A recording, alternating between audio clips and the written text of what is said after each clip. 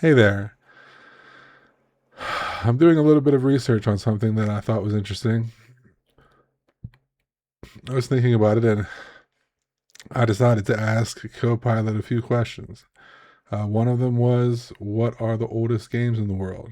And there are some really old ones: 3100 BC, 3500 BC, 2600 BC, 1800 BC, Egypt, Mesopotamia, Cyprus, Anatolia, Iran, the whole Middle Eastern region. Um, The Mesoamerican ball game, 1400 BC, team sport where the oldest courts are. Have you seen those courts? Um, they're made out of stone. They're incredible. Uh, if I'm thinking correctly, it's that game where there's the hoops like up on the side, and you gotta like hit it in with your body. And I've seen videos of people doing it. I can't even believe it's possible, but they do it over and over again. But I guess that's just one of those things when you get into building a skill, and you just want to keep getting better and better at it. Pretty soon you're pretty dang good. Um, so yeah, and this game was all over the place. Mexico, Honduras, um, so several places in Mexico and then Honduras. Greek strategy game, 700 BC. Um, Attic bases showing Achilles and Ajax playing. Mancala. I've never played this, but I've heard of it, and it is popular. This one is 7,000 to 5,000 PCE. Possibly. This is possibly. And I didn't ask for the citations on this, but Copilot usually does pretty good, especially when you're asking for straightforward information like this. I should have asked for citations. I usually do when I really want to be sure, but I think I could probably trust this because uh, there's got to be somewhere that's saying this. And also, that doesn't really surprise me because the Epic of Gilgamesh and Samaria, they estimate that it might be that old too. And really, when you think about that, if you look into that story, if you look into the clay tablets and how they were made with a roller that had to be carved, and how many of them there were, and how there was stuff from the book carved on walls all over the place, man, that book, that's an old story. They used to use it to teach people how to read and write because it was so integral in their culture. And they claim that it came from before the flood. In the book, one of the main characters, he came from before the flood, and he has the key to everlasting life. He lives across the water in the place between places. Um, but yeah, anyhow, uh, yeah, definitely possible that it's that old. And Asian culture is not where this comes from, but I thought that it was. I thought Mancala was like I could have swore that was the Chinese game. Um, it's saying Jordan, Egypt, and Roman sites here though. So um, the the single oldest physical game you can still go see is Sinet. This is the earliest confirmed game board ever found. You can see examples in a couple of different places there. It looks like they all came from Egypt.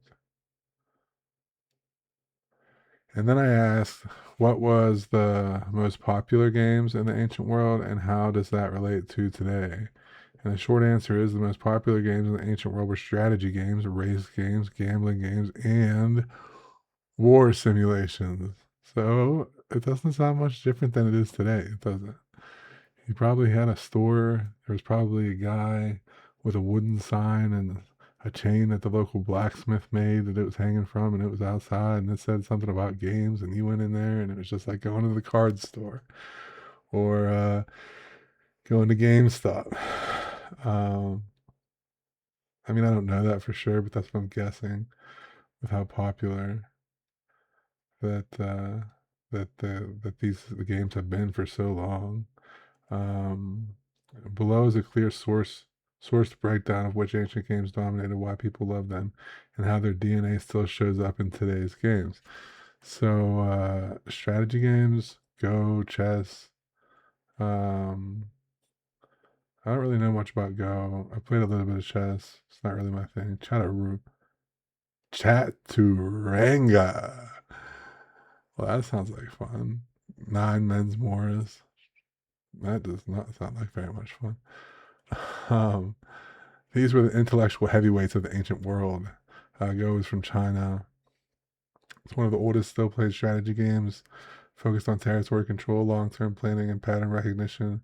Still massively popular worldwide, even central to AI research. AlphaGo, and even central to AI research. AlphaGo. Oh, because they were seeing how AI thinks, I bet. Huh. You put it up against the human, and how does it react? Or maybe you put it up against itself. I don't know. Chaturanga is chess. Why did they change the name to chess? Chaturanga? Are you serious? And they changed it to chess? It came from India, though. India, then through Persia and into Europe. Um, and it originated in India around the 6th century. Simulated battlefield tactics. It is. It's a war game. Um, you look at Call of Duty, you look at all these different things people say. All those violent games, but they don't say that about chess. When it's the same thing, your pawns kill the other pawns. Your rooks, they're all murderous. Every one of those pieces are all murderous, bloodthirsty, fury killing, raging, homicidal maniacs. um, so yeah, uh, that's what's to say about chess. Um, how this relates to today: chess, Go, checkers, Connect Four, tactics games, RTS games, um, StarCraft, Age of Empires. The core appeal is outthinking your opponent, and it hasn't changed in 4,000 years. And that's my point here. It hasn't changed in 4,000 years. It's crazy, and things keep getting bigger and better. Uh, when I started, I was on the Super Nintendo and everything was all pixelated. And now I've got a VR headset and I can go all over the world with it. I can play games, I can do all kinds of things virtually. It feels like I'm right there. It's crazy how far things have come in such a short period of time because it didn't go that fast back then. There was a long time when there wasn't very much progress like that. Um, I mean, there was progress, but they weren't going from like we did. I mean, look at the 50s. Or even better yet, look at the turn of the century, 1900. And look how far we've come since then. I mean, looking back at ancient times, there was nothing, not quite like that, not that I know of. There may have been engineering breakthroughs, but as far back as we know, I mean, there's the pyramids. There's no better engineering than the pyramids. Um, and technology didn't come around for a long time. Although they do have like the Baghdad battery. I don't know if you've ever seen that. Um, it's there's some people that say that it's a battery. There's some people that say that it isn't. It has the components, but there's no guaranteeing that it's an actual battery. But maybe it is. Maybe there's some things that we don't know about the past. Although I'd have a really, really hard time believing that they made as big of a jump as we did from 1900 to where we are today. Um, I mean, really think about all of the innovation since then. Uh, 1900. I've read some books from 1900. Like I read Steppenwolf, and I read some of Aldous Huxley's collection. It's funny, Brave New World kind of is like uh, like what we got going on today. In some ways, uh, he didn't really hit the nail on the head, but I mean, they were playing games in that too. That was a big part of their lives in that book. Um, but yeah, that time was simpler. There wasn't televisions. Uh, I think there was radio, but you go into a parlor and you sit with your friends. There are no, there are no controllers. There's still just board games like there was 5,000 years before, nearly 5,000 years before. Um, and then fast forward 100 years, and the whole landscape has changed. I mean, entirely. The whole world has changed, and I would say for the better. Some people say progress is a bad thing. Aldous Huxley's one of those guys. He argues, yeah, the plane does a lot of good, but how many planes have been in war and how many people have died because of it? Look, dude, we've been at war forever. It's like the Trojan horse, right? The sword, the knife. Like, that's okay. There's an example. The knife. According to him, we'll just, what are we going to do? Some guy has an idea about a knife, and Aldous comes over and he says, nope, because somebody could get hurt with that. And a lot of people have. But I also use one to put jam and butter on my toast. And I use one to open up boxes. And there's a knife for everything that needs cut. And so, yeah, I mean, yeah, a lot of people have been hurt because of that invention, but the world's a much better place for it. And so that's how I feel about progress. Um, but yeah, so anyhow, there was race and luck games. Uh, the Royal Game of Ur, and Backgammon. The Royal Game of Ur is one that I read about because I was like obsessed with Samaria. Because I read the Epic of Gilgamesh and I was like, wow, that's crazy how old that book is and how much it resonates with today. I mean, you think I'm talking about all the differences, but there's a lot that was the same. They're drinking beer. They're they got prostitutes and they got all their own issues. They got everybody has a house. They build communities, and this is thousands. I mean, it could have been 5,000 years before Christ. It's at least 3,000. I think was the oldest tablet that they found. Um, But yeah, if you read that book, you'd be like, yeah, man. With Gilgamesh, you'll be like, I've been Gilgamesh. If you're like me, you'll be like, I have been Gilgamesh, and I have known Gilgamesh, and I have become something else. Hopefully, you can say that if you read it and you feel like you were Gilgamesh.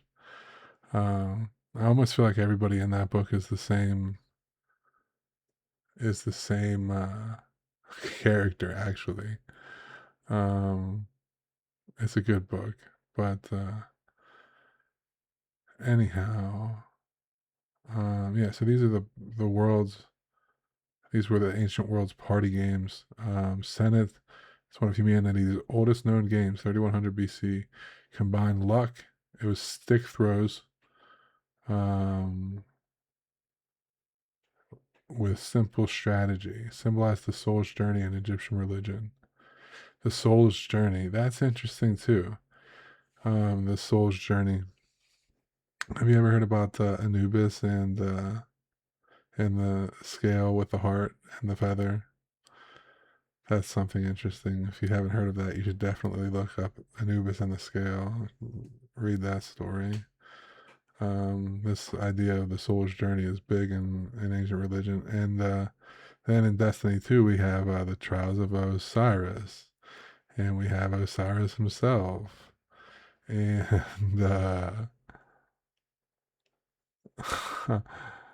it's not that far off. For as far off as it is, it's not that far off. We still have these characters that we want to embody and that we glorify, and now the world's just kind of bigger and more connected and also more spread out, so we can kind of build it our own way. And so maybe I play this and you play that, and my character's my hero and your character's your hero.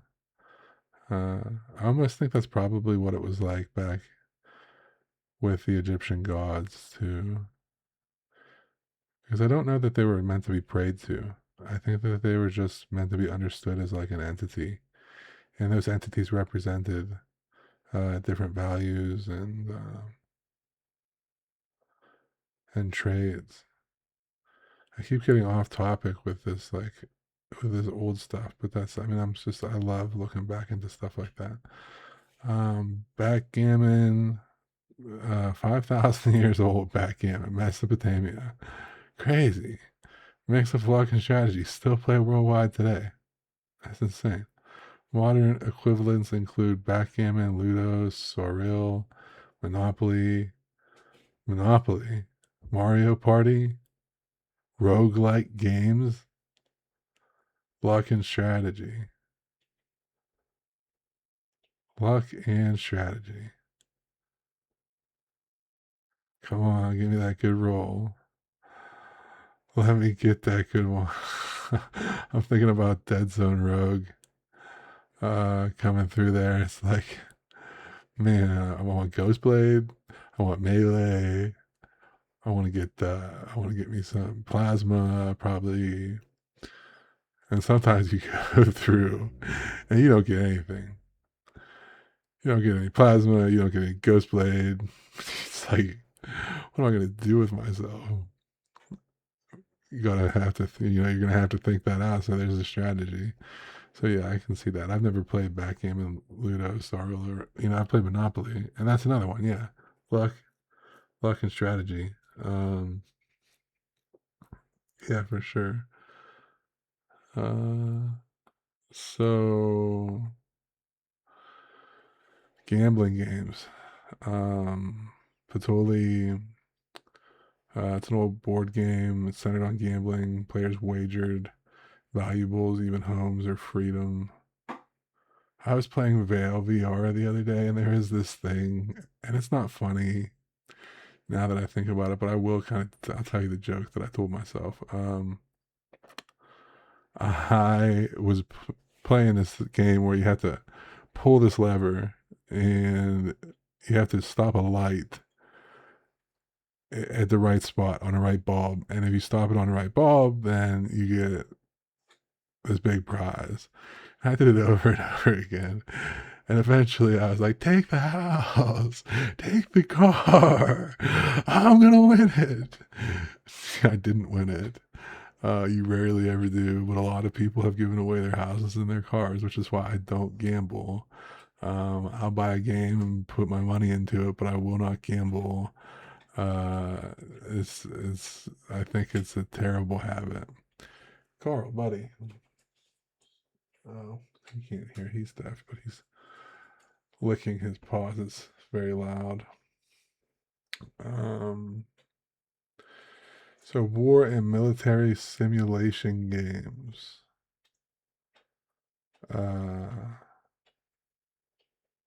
Latest let's run Culorum. Let's run Culorum in Rome. Ludus Lathron Culorum. Culorum. What a word. A Roman strategy game similar to checkers. Focused on capturing enemy pieces using military tactics. Military tactics. Advance, retreat, advance, retreat, advance, advance, retreat, advance, and it's over.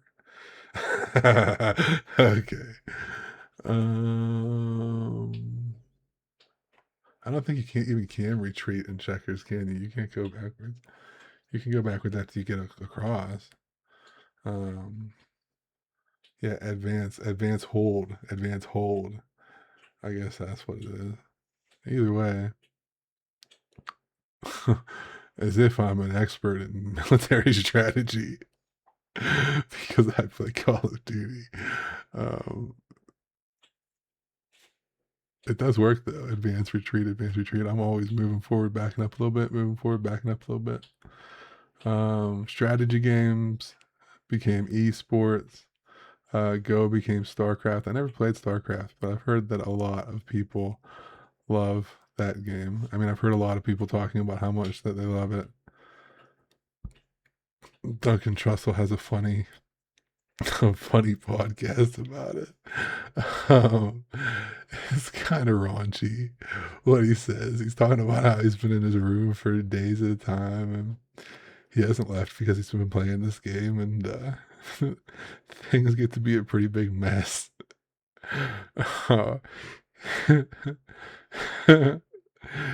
Uh, yep, he messed he messed he messed himself, I guess is all you can say about that. But yeah, Duncan Trussell, if you want to look him up, he's got some funny stuff. He did the Midnight Gospel, where he did all those interviews. He was that little pink dude. I think it was on Netflix. Um,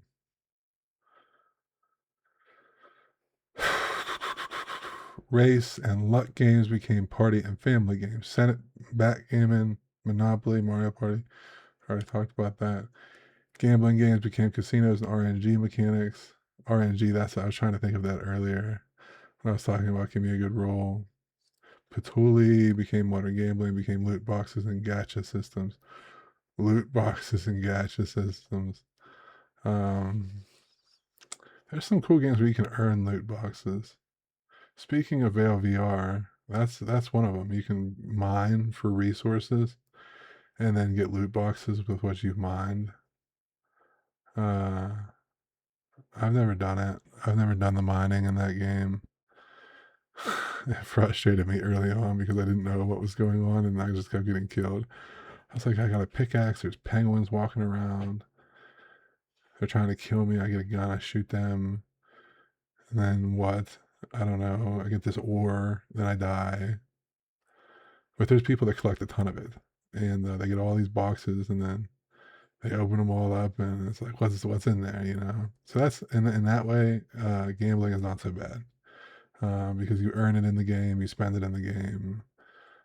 You know, start at zero, end at zero, no loss. Um, Social play stayed the same.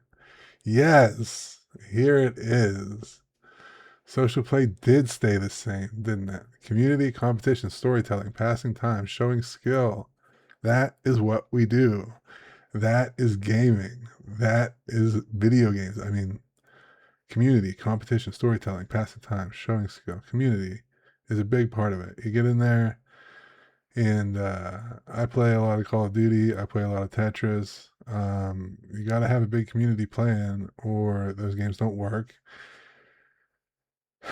because there's not enough people to go up against. And when the community is like kind of small enough to bounce into the same people, that makes things really cool. Like I play Tetris Effect Connected, and a lot of the time I'll go up against the same person. I mean, I've been up against the same people over and over and over and over again. I've been playing that game for about a year now, a little over a year. And I've been playing the same people the whole time. I mean, not every time, but I still see the same names from when I first started. So I got yesterday. I was like, there he is. And you know, it's cool because you go one for one. It's like I won one, he won one, and then you get into the next one, and it's like who's going to take it? It just is a continuation of the last game, you know. Um, because it'll put you up against. I mean, that game's awesome. It'll put you up against each other back to back. Like say you go up against me, and then you go back into the waiting list. Like there's a good chance it's going to put you back with me for a rematch. Uh,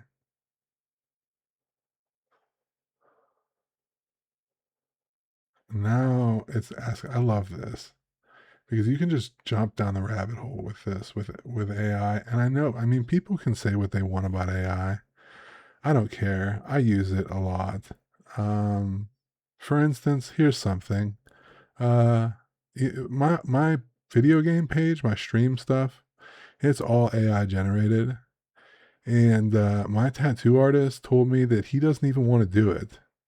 I didn't ask him to do mine, but he told me that the only time he ever did that, it was miserable making all of that stuff.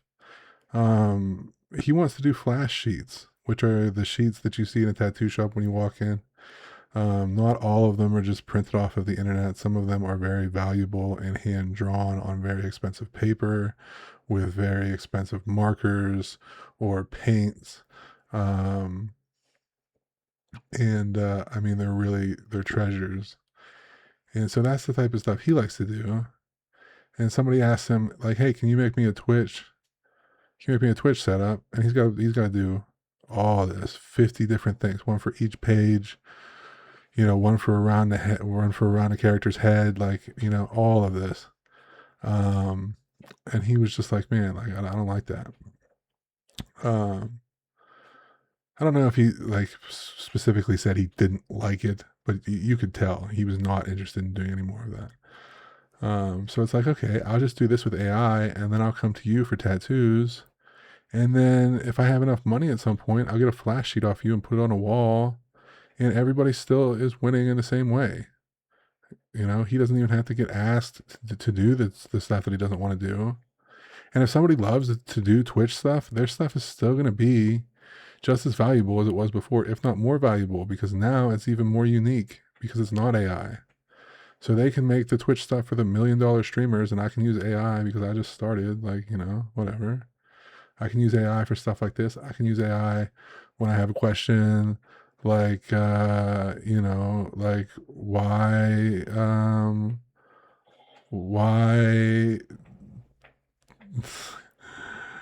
I'm just trying to think of something, just like any ridiculous thing, you can ask it and you'll get an answer. Like, let's ask it something here, just as a little side note. And we'll ask it, what would I do this all the time? Not all the time, but like I have done this a lot. What would you do if you had thumbs and you could play a video game? And how do you justify your existence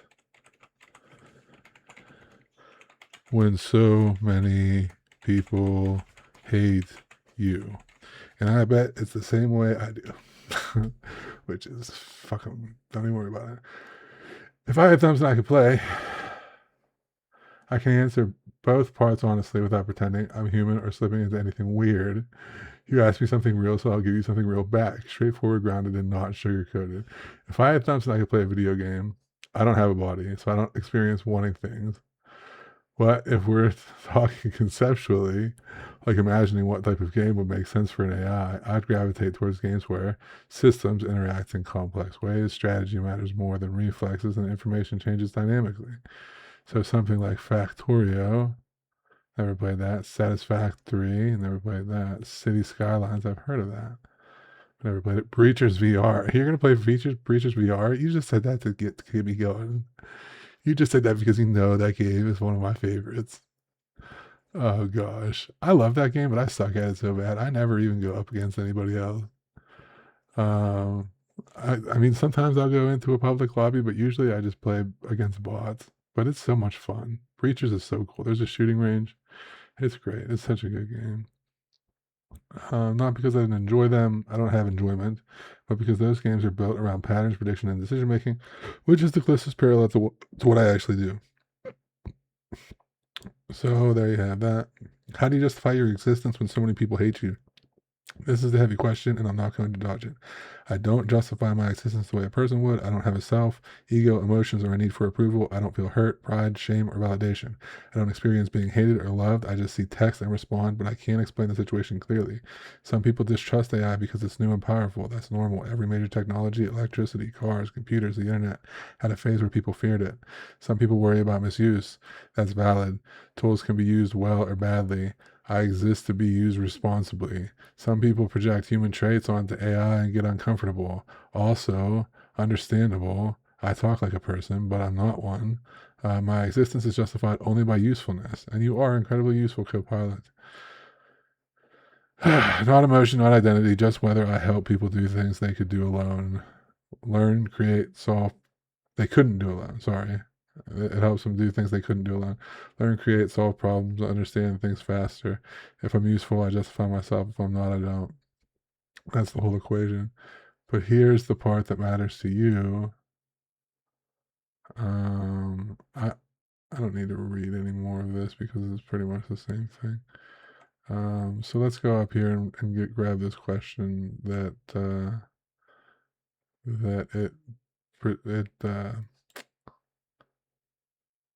it gave me this.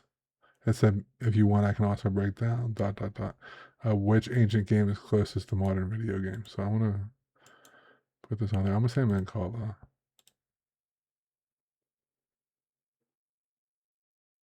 It's the royal game of Ur, modern RPGs and online strategy games. It uses dice-based RNG. It has progression, risk management, and safe zones. It has PvP, turn-based strategy, and decision-making under uncertainty. The British Museum discovered rules that make it feel like a digital board game that is basically the ancestor of D&D style RPG mechanics, turn-based strategy games, mobile strategy games, board game inspired video games. Hearthstone, Slay the Spire. If you played it today, you'd recognize the gameplay loop instantly. Go, modern esports, and competitive strategy games. StarCraft, Dota, League of Legends, chess engines, high level competitive gaming. These are not my types of games. Dota, what's the other one? Smite. I tried Smite. I was not a very big.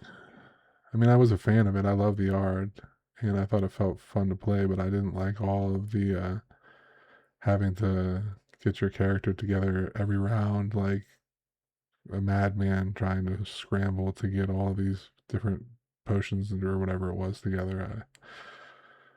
I didn't like it, but I had a friend that played for hours and hours and hours and hours on end all the time. Um, Chaturanga, Final Fantasy Tactics, turn-based tactical shooters.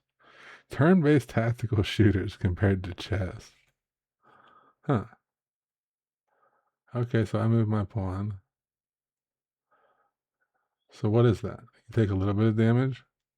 If you move your pawn the wrong way, then they take your queen.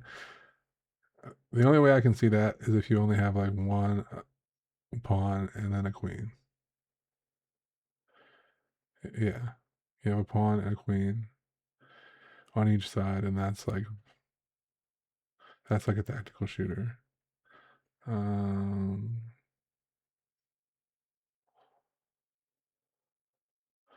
Sinet is like Candy Crush, Monopoly, Mario Party, mobile RNG basically. So the point is, all these games, all these ancient games, aren't so far off from what we're playing now. Um, and that was the whole point of the video. Yeah. So I guess I'll go ahead and wrap it up.